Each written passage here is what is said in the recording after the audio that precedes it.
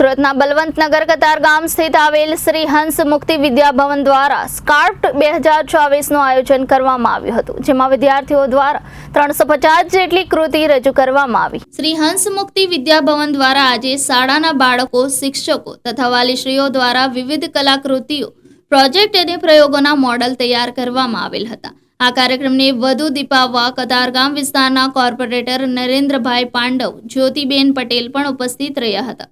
તેમણે નજીકની તમામ શાળાના આચાર્યશ્રીઓને આવી બાળકો તથા શિક્ષકોના ઉત્સાહમાં અનેરો વધારો કર્યો હતો અને તેમના દ્વારા બનાવેલ બધી જ કૃતિઓ નિહાળી હતી।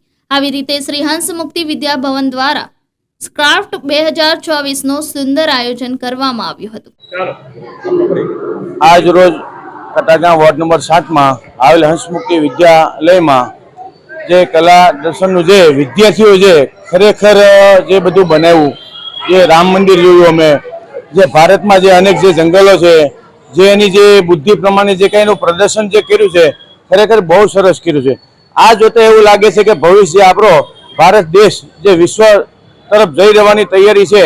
તો મને એવું લાગે છે કે આજકાલના જે વિદ્યાર્થીઓ જે છે એ આ રીતે જો પ્રદર્શન કરશે તો આવતા 10 વર્ષમાં મને એવું લાગે છે કે ખરેખર ભારત વિશ્વ થઈ શકે છે। અને આ જ રીતે થવાથી બાળકોને બી શક્તિ આવે છે, બાળકોને બી ખરેખર એમ લાગે મારે કંઈક કરવું પડે એમ છે। એમ હંસ મુક્તિ વિદ્યાલય જે કર્યું છે એમ દરેક શાળાઓએ આ રીતે પ્રદર્શન કરવું જરૂરી છે, જેથી દરેક વિદ્યાર્થીઓને બી મગજમાં અને આગળ પ્રગતિ થાય। એમાં મારી સાથે મારા સાથી કોર્પોરેટર જ્યોતિબેન બી હારે હતા, મારા પ્રિન્સિપાલ છે હંસ મુક્તિના, એમના ટ્રસ્ટીઓ સાથે છે, એઓને જે અમને બોલાવી અને જેઓએ જે અમને પ્રદર્શન બતાવ્યું એમનો ખૂબ ખૂબ આભાર માનું છું।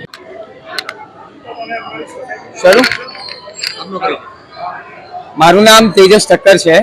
હંસ મુક્તિ વિદ્યા ભવનમાં હું એક ટ્રસ્ટી તરીકે કાર્ય બજાવું છું। આજ રોજ 24 તારીખે અમારી શાળામાં બાળકો અને શિક્ષકોના સમન્વયથી, જેમાં વાલીઓનો પણ સાથ સહકાર રહ્યો અને તેના કારણે તે લોકોએ વિજ્ઞાન, કલાકૃતિ અને વિવિધ પ્રકારની કૃતિઓ રજૂ કરી અને તે સાથે અભૂતપૂર્વ હોરર રૂમનું પણ એમને નિર્માણ કરેલું છે કે જેમાં બાળકોને ગમ્મત સાથે થોડોક ડરનો પણ અનુભવ થાય છે। વિજ્ઞાનના પ્રયોગોની સાથે સાથે તે લોકોએ અલગ રીતે રામ મંદિરની પણ નિર્માણ કરેલું છે અને અત્યારે જે પ્રમાણે બાળકો પોતાની સેલ્ફને અલગ અલગ કૃતિઓમાં રજૂ કરેલી છે તે જોતા અમને એવું લાગે છે કે ભાઈ બાળકો પોતાના ભણતરની સાથે અંદર રહેલી સુષુપ્ત શક્તિઓને પણ બહુ સારી રીતે આગળ વધારવા માટે સક્ષમ છે।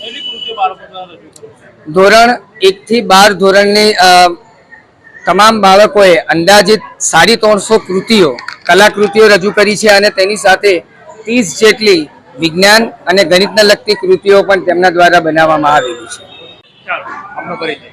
નમસ્તે, મારું નામ રિચાર્જ ઠક્કર છે। હું હંસ મુક્તિ વિદ્યાભવનમાં આચાર્યશ્રી તરીકેની ભૂમિકા ભજવી રહી છું। અમારી શાળામાં આજરોજ શનિવારના 24 તારીખના રોજ જે સ્ક્રાફ્ટ ફેર, સ્ક્રાફ્ટ મતલબ કે મેથ્સ, સાયન્સ અને આર્ટ અને ક્રાફ્ટ, જે બાળકો, શિક્ષકો અને વાલીઓ દ્વારા જે કલાકૃતિઓ છે એનું પ્રદર્શન રાખવામાં આવેલું છે અને એની સાથે સાથે અમારા શિક્ષકો દ્વારા સ્પેસ રૂમ, હોરર રૂમ એ વસ્તુઓની પણ તૈયારીઓ કરવામાં આવેલી છે।